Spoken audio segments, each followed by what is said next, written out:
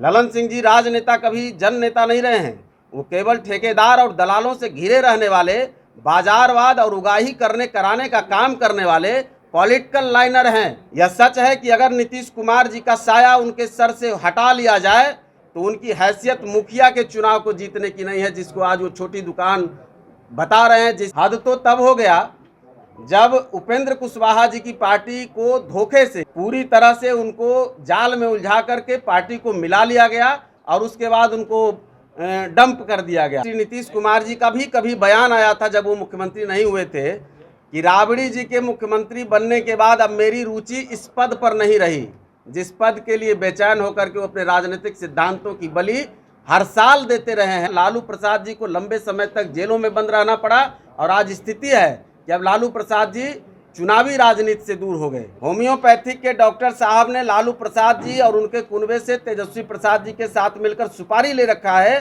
कि माननीय मुख्यमंत्री जी को जॉर्ज फर्नांडिस बनाया जाए। माननीय मुख्यमंत्री जी के स्वास्थ्य की पूरी तरह से हमारी पार्टी भी मांग करती है और मैं भी पूरी जिम्मेदारी से कहता हूँ कि उनके स्वास्थ्य की पूरी तरह से पड़ताल होनी चाहिए कि कहीं ना कहीं उनको ऐसा लग रहा है, हम लोगों को अनुभव है कि होम्योपैथिक डॉक्टर साहब उनको गलत दवा का कुछ ना कुछ डोज दे रहे हैं जिसका असर उनके स्वास्थ्य पर पड़ रहा है। जो सबसे करीब लोग रहते हैं वो कैसे सत्ता को और उनकी राजनीतिक विरासत को हड़पने के लिए ऐसी साजिशों को अंजाम देते रहे हैं और उनको एक तरह से कहिए कि मौत की तरफ धकेल करके उनका पूरा विरासत अपने हाथ में लेते रहे। महागठबंधन के लोग उनसे सतर्क हो जाएं, नहीं तो आगे आने वाले दिनों में उनको भुगतना पड़ेगा। और अगर आज इस प्रेस वार्ता को बुलाकर आप लोगों के साथ बात करने का जो मूल कारण है कि विगत 13 जून को हमारी पार्टी के राष्ट्रीय अध्यक्ष डॉक्टर संतोष कुमार सुमन जी ने बिहार सरकार के मंत्री पद से इस्तीफा दे दिया था। इसका कारण आप सबों के सामने जगजाहिर हो चुका है। जनता दल यूनाइटेड के राष्ट्रीय अध्यक्ष जी ने उसको स्वीकार भी कर लिया। पार्टी के विलय का दबाव बनाया जाने लगा और स्पष्ट रूप से अल्टीमेटम दिया गया माननीय मुख्यमंत्री जी के द्वारा। तब हमारे नेता एवं पार्टी के सभी साथियों ने निर्णय लिया कि अब हमको अपने अस्तित्व और गरीबों के सम्मान की रक्षा के लिए, दलितों के सम्मान की रक्षा के लिए मंत्री पद की बलि देनी होगी, जो हमारे नेता ने सहर्ष बेहिचक दे दिया। यहाँ तक हम लोगों को लगा कि चलिए ठीक है, कोई बात नहीं, जैसे माले सीपीआई सीपीएम बाहर से सरकार को समर्थन दे रही है, हम भी महागठबंधन का साथ देते रहेंगे। लेकिन उसी शाम को जनता दल यूनाइटेड के राष्ट्रीय अध्यक्ष श्री राजीव रंजन सिंह उर्फ ललन सिंह जी का बयान आता है कि हाँ, हमने विलय का दबाव बनाया और साथ ही कहा अहंकार के साथ। उनका बयान था कि छोटी छोटी दुकान चलाने का क्या मतलब।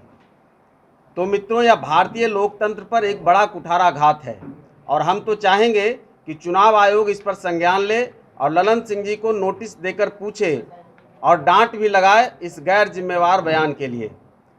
मित्रों, दरअसल दिक्कत ललन सिंह जी को छोटी छोटी पार्टी से नहीं, उनको दिक्कत है गरीब, दलित, अति पिछड़े वर्ग से, अल्पसंख्यक वर्ग से कोई नया नेता न पैदा हो जाए, कोई एक नई राजनीतिक पौध न खड़ी हो जाए, इसका डर उनको समाया रहता है। और इंद्र की भांति, जैसे कोई, अगर आप पढ़े होंगे पहले कि कोई अगर तपस्या करने लगता था धरती पर तो इंद्र का सिंहासन डोलने लगता था।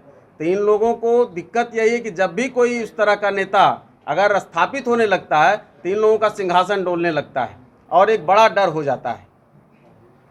तो हमारी पार्टी ने इस पर घोर आपत्ति की। साथ में तेजस्वी प्रसाद जी पर तो हम हैरान रह गए कि वो भी हाँ से हाँ मिला रहे थे। उनके अहंकारी बयानों से महागठबंधन के सभी कुछ दलों को छोड़ दें, एक दो नेताओं ने तो समर्थन किया है और हम धन्यवाद भी देंगे दीपंकर भट्टाचार्य साहब को कि उन्होंने कड़ी आपत्ति की। उनके अहंकारी बयानों से स्पष्ट है कि महागठबंधन को दलित, अति पिछड़े वर्ग के लोगों से कोई मतलब नहीं और उनके वोटों की उनको ज़रूरत नहीं है। ये क्लियर है, ये हम लोगों ने जो समझा है। दूसरी तरफ माननीय रजनीगंधा राष्ट्रीय अध्यक्ष जी, हम लोग उनको कहते हैं, आप लोग भी बुरा नहीं मानिएगा, तथाकथित बड़ी दुकान 43 विधायकों के साथ पूरे देश में प्रधानमंत्री बनने का सपना लिए घूम रहे लोग कि राष्ट्रीय रजनीगंधा अध्यक्ष जी के दोहरे चरित्र का आप लोगों को हम ध्यान आकृष्ट कराना चाहेंगे कि उनका क्या राजनीतिक चरित्र रहा है और जो बड़ी बड़ी बात जेपी और लोहिया को ये लोग जो बेचने का काम कर रहे हैं उनके बारे में हम बताते हैं। कह रहा हूँ कि आदरणीय ललन सिंह जी जिस समाज से आते हैं, मैं भी उसी समाज से आता हूं, और समाज में आज भी इस बात की पुरजोर चर्चा होती है कि आखिर तथाकथित बड़ी दुकान के मुंशी जी ने बिहार की पूर्व मुख्यमंत्री, गौर करिएगा, जिनके बारे में श्री नीतीश कुमार जी का भी कभी बयान आया था जब वो मुख्यमंत्री नहीं हुए थे, कि राबड़ी जी के मुख्यमंत्री बनने के बाद अब मेरी रुचि इस पद पर नहीं रही जिस पद के लिए बेचैन होकर के वो अपने राजनीतिक सिद्धांतों की बलि हर साल देते रहे हैं, और 18 साल में 9-10 बार वो शपथ ले चुके हैं, कभी इधर कभी इधर कभी उधर। तो ये उनका था।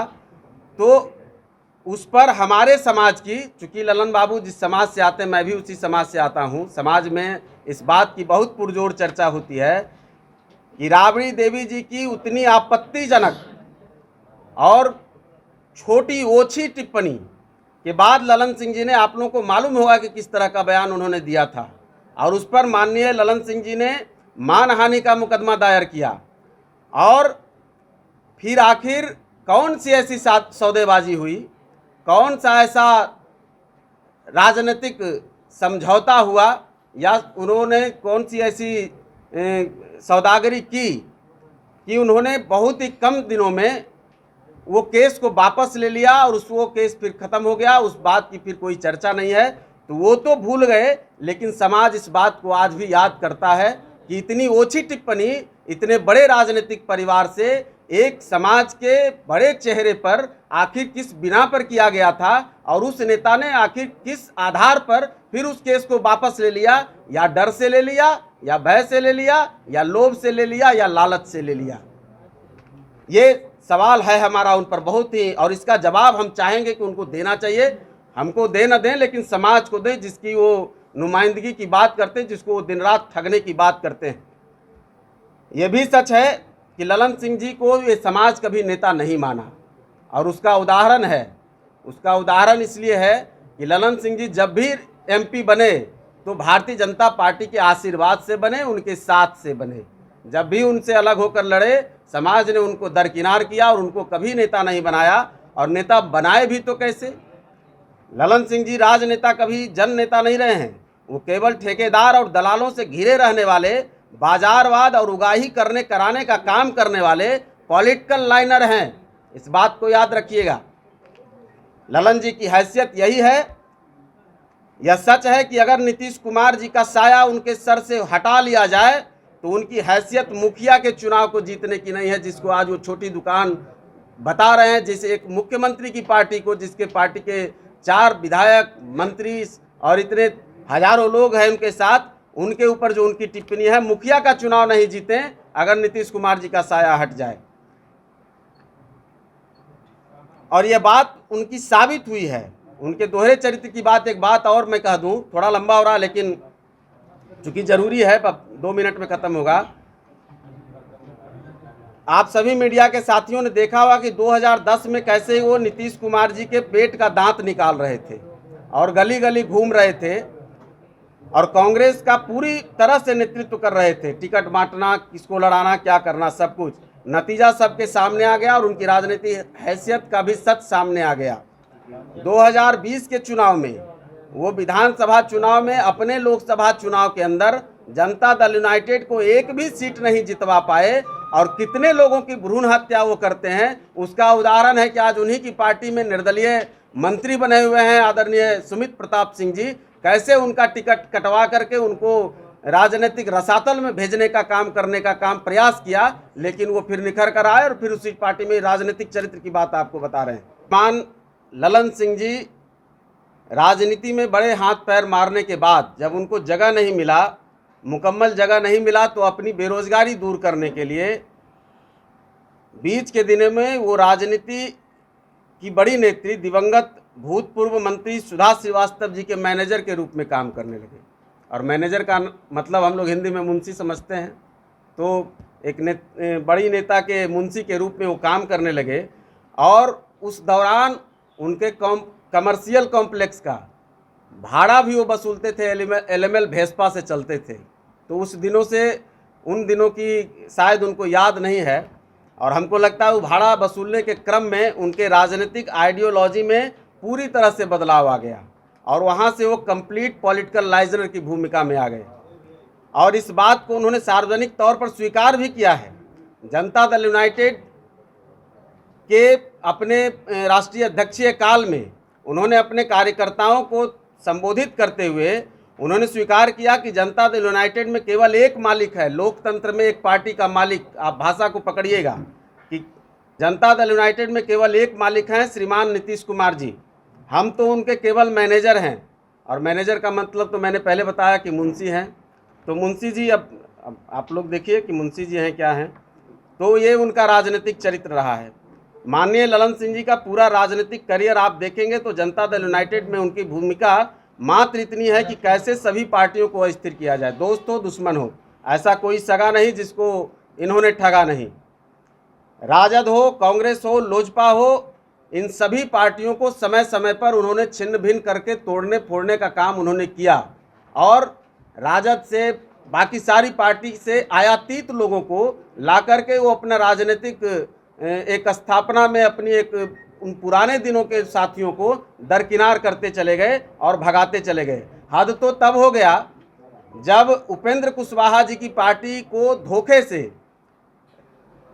पूरी तरह से उनको जाल में उलझा करके पार्टी को मिला लिया गया और उसके बाद उनको डंप कर दिया गया। फिर उनसे मुलाकात तक मुश्किल हो गई। तब उन्होंने भी हमारी तरह, हालांकि वो तो फंस गए जाल में पूरी पार्टी उनकी नाश हो गई, लेकिन फिर वहाँ से बेचारे निकल करके भागे और फिर अपने अस्तित्व की लड़ाई लड़ रहे हैं। तो ये उनका चरित्र है और ललन सिंह जी का जनता दल यूनाइटेड में इतना ही काम है। आज वो तेजस्वी प्रसाद जी के साथ गलवहियाँ मिलाकर घूम रहे हैं और यह भी सच है कि चारा घोटाले में कैसे उसको उजागर करके उन्होंने अपने आप को बिहार के नक्शे पर एक स्थान दिलाया, एक पहचान दिलाई और पूरे लालू परिवार को, पूरे राष्ट्रीय जनता दल को राजनीतिक अस्थिरता में धकेल दिया। लालू प्रसाद जी को लंबे समय तक जेलों में बंद रहना पड़ा और आज स्थिति है कि अब लालू प्रसाद जी चुनावी राजनीति से दूर हो गए और आज उन्हीं के साथ वो गलवहियाँ मिला करके हम लोगों को छोटी छोटी दुकान और खुद को बड़े बड़े मॉल के दुकानदार साबित कर रहे हैं। मित्रों, अब एक और गंभीर बात आप लोगों को, चूँकि हो सकता है कुछ लोगों को सच कड़वा लगता है, अच्छा नहीं लगता है, आप सबको ही महसूस हो रहा होगा कि माननीय मुख्यमंत्री जी बहुत ही बुरी तरह से घिर गए हैं। ये समझने की बात है। होम्योपैथिक के डॉक्टर साहब ने लालू प्रसाद जी और उनके कुनबे से तेजस्वी प्रसाद जी के साथ मिलकर सुपारी ले रखा है कि माननीय मुख्यमंत्री जी को जॉर्ज फर्नांडिस बनाया जाए। वो उनको नया जॉर्ज फर्नांडिस बनाना चाहते हैं, जो कि आए दिन हम लोग मुख्यमंत्री जी के बयानों में और भाषणों के दौरान उनकी टिप्पणियों में महसूस कर रहे हैं। माननीय मुख्यमंत्री जी के स्वास्थ्य की पूरी तरह से हमारी पार्टी भी मांग करती है और मैं भी पूरी जिम्मेदारी से कहता हूं कि उनके स्वास्थ्य की पूरी तरह से पड़ताल होनी चाहिए कि कहीं ना कहीं उनको ऐसा लग रहा है, हम लोगों को अनुभव है कि होम्योपैथिक डॉक्टर साहब उनको गलत दवा का कुछ ना कुछ डोज दे रहे हैं, जिसका असर उनके स्वास्थ्य पर पड़ रहा है और गहरी साजिश है।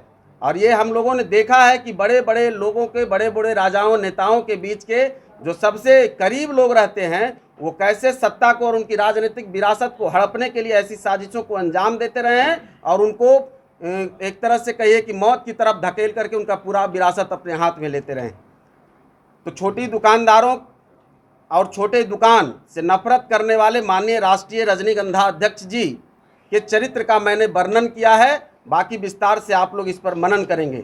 और अंत में महागठबंधन के साथियों को भी आगाह कर देना चाहता हूं कि अभी भी वक्त है, होशियार हो जाएं और जनता दल से पूछे, जनता दल यूनाइटेड से पूछे कि मांझी जी पर जो आरोप लगा रहे हैं कि वो भारतीय जनता पार्टी के एजेंट बनते, इनको ज्योतिष विज्ञान से कहीं कुछ प्राप्त हुआ था आकाशवाणी से, तो उनको यह बताना चाहिए कि हरिवंश बाबू के द्वारा कौन सा वो एजेंट अपना वहाँ फिट रखना चाहते हैं भारतीय जनता पार्टी में।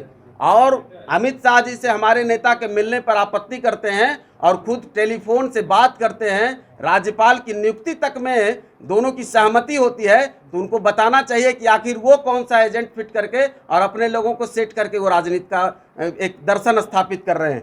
तो महागठबंधन के लोग उनसे सतर्क हो जाएं, नहीं तो आगे आने वाले दिनों में उनको भुगतना पड़ेगा। और अगर हरिवंश बाबू को उन्होंने इस्तीफा के लिए मनाया होगा, कहा होगा, अगर वो नहीं दे रहे हैं तो उनको उन्होंने क्यों नहीं पार्टी से बाहर किया? आज तक उनका सदस्यता क्यों नहीं समाप्त करने की कोशिश की? जैसे मरहूम नेता समाजवाद के बड़े नेता रहे, मंडल मसीहा जिनको कहते हैं, जिनके पीछे पीछे चल के इन्होंने राजनीति की। शरद यादव जी को कैसे सड़क पर ला दिया इन्होंने, ये भी तो एक इतिहास है। तो हरिवंश बाबू को आखिर किन कारणों से इस्तीफा नहीं लिया जाना, उनको पार्टी से बाहर नहीं किया जाना और भारतीय जनता पार्टी में अपना एक आदमी को फिट रखना, ये उनके राजनीतिक चरित्र के दोहरेपन को दर्शाता है। जबकि देश में उदाहरण है, सीपीएम के बड़े नेता रहे,